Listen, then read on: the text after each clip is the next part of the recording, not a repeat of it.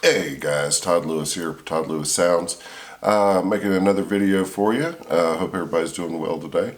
Wanted to start out and do this video on terms. A lot of terms that you'll hear in the field while you're on gigs. So bear with me on this one. We will get into the meat and potatoes, more of what people are actually looking for, but I do want to get everybody on the same page at least to give us a starting place. So bear with me there. In these venues, you're going to see a lot of new gear, stuff you've never seen before, stuff that you'll learn pretty quick because there's only so many things out there. On the audio side, it might look different, but they are all basically the same when it comes to setting them up and knowing what the terms are.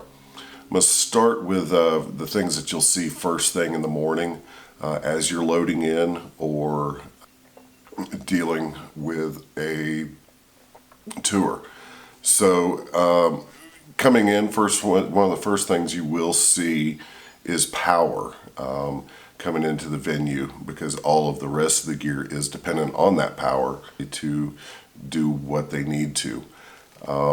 So one of the first terms that I think is really important is going to be feeder. And I'm going to have pictures up the whole time of the various things that I'm describing to make it easier to identify. This is a picture of feeder. There's a couple different sizes. You'll hear number 2, which is a smaller gauge, 2/0, which is a larger gauge, and then the more standard would be 4/0, which is really your standard in large scale productions. No need to, you're going to have it at some point, so most production companies just carry 4/0. It's pretty heavy. It's going to be 5 different colors in that cable. You'll have a green leg, possibly 2 white legs. Those are your neutrals. The green is ground, white is neutral. Then you'll have 3 legs of power: your black leg, your red leg, and your blue leg, referred to as X, Y, and Z. You'll see that on the front panel of the distro as you look. Most of them will have it labeled on the front. Cams are the connectors on the front of the distro, and you'll see them on a feeder panel. A disconnect is another thing. I'll include that. A disconnect is where the power comes from in the venue that feeds the touring gear through the feeder to the distro. You'll hear terms like 2130. It's a 3-phase connector that carries 30 amps of 120 volts per leg, and then a center ground and a neutral in there. So it'll be a 5-pin connector, 4 around the outside, and then the center pin is your ground. You'll hear terms PowerCon. There's a blue and a white. Anything that's outputting power will have a white connector on it, and then at the other end where you plug in a load or a piece of gear will be a blue PowerCon. And the connectors and the jacks on the piece of gear will match. It's not an alternating. The white connector goes to the white end, blue connector goes to the blue end. Starting from the distro, white, out to your piece of gear, blue. There's another variation on those. It's called a TrueCon. Here's a picture of that. It's a black and yellow connector. The only real big difference on those, and it's not a huge one in practice, your TrueCon is rated to be disconnected and connected under load at 20 amps. True power rating of a PowerCon in the blue and white configuration is 15 amps, and you're not really supposed to connect or disconnect those under load. Arcing and stuff like that, the size of the pins, you can start messing, you start arcing off and have some just not fun stuff happening inside the connectors. So make sure you don't do that, although you'll just typically be running those cables and leaving somebody else to connect it. While we're on power, Edison, your standard, what you see in the house, picture of that, just in case, but if you hear it called an Edison, that's what it is. Another one you will see some in audio, mostly in lighting though, is a Socko connector. It's, it's got 6 circuits at 20 amps on it, large connector. Not a whole lot of audio stuff happens that way. Some places use it. I mean, it's power. You will see that. So those are your main types of power connectors, and obviously with the pictures to help illustrate that. Moving on to gear, which would be the next layer of stuff in audio that gets brought in. You're going to see a desk. You're going to use the term, you'll hear the term desk, console, mixer, mixing console. All these terms are interchangeable for the most part at this level. And here's a couple different, the smaller mixer, and then all the way up to the flagship, what I consider a flagship type console. Actually, what I'm carrying with me on tour this year. Pretty cool piece of kit right there. Does a whole lot. Anyway, those are your mixers, consoles, desks is another term to be dealt with there. You'll hear front of house when talking about consoles. That's the console that goes out in the crowd, in the middle of the crowd for the front of house mixer, such as myself at this point. And you also hear monitor console. In our setup, our monitor console is stage left. There's not a necessarily right or wrong place for that, but just, as you're moving gear, pay attention to your stage directions, which does lead me to this picture here of stage directions. You hear the term upstage, downstage, upstage left, upstage right, downstage left, downstage right. Those refer to the 4 corners of the stage, which will basically get you through. You may hear people say mid-stage, and that would be somewhere between upstage and downstage. The reason we use, they're kind of backwards from conventional thinking. But if you go back to when we first started using stages, the stage was actually not flat. Your stage had a lean to it, and the back of the stage was higher than the front of the stage. So you had an up stage and then a down stage. Obviously, you weren't dealing with a bunch of gear on casters. Typically, your audience was in a flat plane, and it was less expensive to build the stage in a slanted configuration so that the whole audience could see from upstage to downstage. Now, with rolling gear and stuff like that, and more advanced building techniques and stuff like that, you have a raked audience area and a flat stage. So you're able to, but we just carried that term over the upstage and downstage. And left to right is from the stage perspective looking out into the crowd. You'll also hear the terms house left, house right, and those are from the house perspective, the crowd's perspective in a venue. So just be mindful of that. House left and stage right are the same side of the venue. So just be careful and be mindful that those are interchangeable. Now that you've got your desks and stuff like that, some of the other stuff that'll start happening at this point as you're loading in, just trying to do this in a logical order, and this might be out of order a little bit, but when it comes to rigging, that stuff will start coming in at the same time. But you'll hear, the term riggers. Those are the guys that go up in the steel, up into the ceiling, and crawl around on the steel beams up above the stage, and they hang your motors, which is one of your first terms that you'll hear.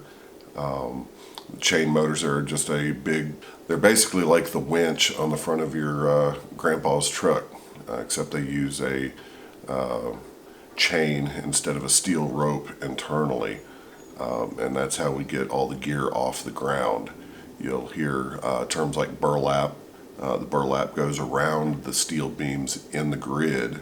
Grid's another term you'll hear. The grid is the intersecting portions of steel that come together in the ceiling over the stage, and that's how they hang. That's what they hang the motors from to get stuff over people's heads. In order to do that, they'll use steel to wrap around the beams over your head and hang a motor from it. And the place where they connect the actual motor and the chain coming from the motor to the steel is called a point. It's a point in space. And you'll see guys walking in with chalk and drawing hieroglyphics on the ground to indicate different lengths of steel and different things that are needed in order to get a certain point to be in a certain place, so that everything can go together in a logical sense. The hieroglyphics at this point aren't a big deal. Just be mindful not to walk on the chalk, because it is important information for your riggers to be able to have from overhead. They are actually reading that. Shackles is how they assemble the steel. You see them on the front of Jeeps. People use them for getting out of being able to put two things together, basically like a big fat keychain, key ring, to join two pieces of steel or steel to a motor hook. So you'll see all this stuff going on. Now we'll come to some more of the stuff that you'll see on stage as a stagehand. You're going to hear terms cable, XLR cable. It's your standard mic cable, and this is what that looks like. These are the individual cables that go to your microphones or direct boxes on stage in order to get signal from one point to another. Those cables will go back to a stage box, snake. Here's a picture of one of those. There are several different varieties of them. This is a box to fan, something that you'll see on some of the smaller stuff. In your larger shows, you'll see a multi-pin configuration that the box actually comes off the end of a cable in one piece, and then the cable is just a cable by itself with a multi-pin connector on it. Also makes things a lot easier as you're going down, as you're taking stuff apart and building it every day. You don't want to have to try and drag the box through a mess of other cables. Splitter snakes. Get a picture of that up. This is where all of your snakes from stage come to and split the signals to go to front of house and monitor world in a standard configuration. That's pretty normal, is to have a snake or a splitter snake. In our show, both of our consoles are the same manufacturer, so we're actually able to run all of our mic cables and snakes to a stage box and do a digital split to where we don't need this extra box, another piece to break down. If we were using different consoles by different manufacturers, we'd probably at some point we'd maybe have to integrate one of these splitter snakes. But that's just what it looks like. Then on stage you'll see things like wedges. They're speakers that are pointed back at your performers, so they can hear what they're doing over the roar of the crowd, well, the hopeful roar of the crowd. And it's used for monitoring. Your monitor engineer mixes the signals coming into his desk to go out to those monitors or to in-ear monitors, which is the next thing I'm showing here. There's lots of different varieties of both of these. Anything from your single driver skull candy, something you pick up at Walmart for $5-10, all the way up to something like these from Ultimate Ears, which can run you up to about, depending on how fancy you get them outfitted, about $3,000. This is more along the lines of what I've got, and they are not cheap. So definitely take care of those. You won't be seeing those as a stagehand typically, but just know that they are out there. IEMs, buds, in-ears are some different terms used for those. Wedges, monitor, fold back, old term. But as it pertains to the actual box itself, it's going to be a wedge or a monitor. So keep that in mind. Then you'll hear some terms when it comes to the actual what the crowd listens to as far as speakers. You have everything from a simple single point source box, like you'll see in some clubs, smaller rooms, up to a point source array, which is something like this, which is just a bunch of the smaller boxes in design that are rated to be hung like this into an array that covers the entire audience, one for the left and one for the right. Another type of PA that you'll see is this. It's a line array.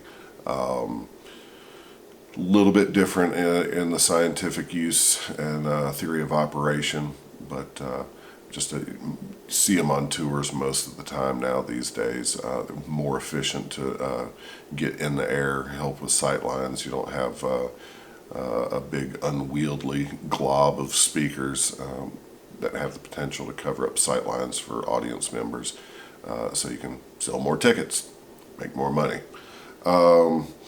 Then touched on it at the top of the cables and stuff like that. I probably should have put it in front of them. Microphones. These are what collect the sound that is coming out of an amplifier or a person's mouth and gets them into the PA system. Here's an example of a standard dynamic mic and going all out a Telefunken Elam 251 high-end condenser mic. Another way to get sources into the desks is a direct box. Takes and converts a very high impedance output load and converts it to a low impedance, converts it to what a console is looking for, preamp, in a low impedance mode. So it's just an interface box. Your acoustic guitars, keyboards, bass guitars, stuff like that will run through a direct box, so that everything is matched up. I think at this point, I think we've run through the terms. I don't want to overload anybody.